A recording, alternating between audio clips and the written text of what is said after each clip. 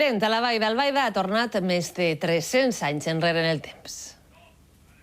Per defensar la llibertat i l'honor de la pàtria valenciana, els seus furs i privilegis. Als seus carrers s'ha escenificat el setge que va patir la població durant la Guerra de Successió per part de les tropes borbòniques i la capitulació, un 21 d'agost de 1707, de les tropes austriacistes.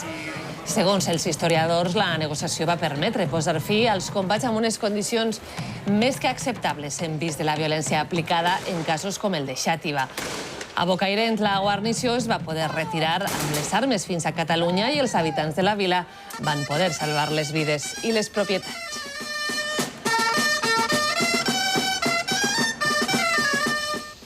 Gisele Bündchen és la model millor pagada del món, segons la revista Forbes. Encapçala així per 7è any consecutiu una llista de la que pocs voldrien eixir. A Bündchen la maternitat no li ha impedit continuar fent caixa. En els últims 12 mesos ha facturat més de 31 milions d'euros. Miranda Kerr és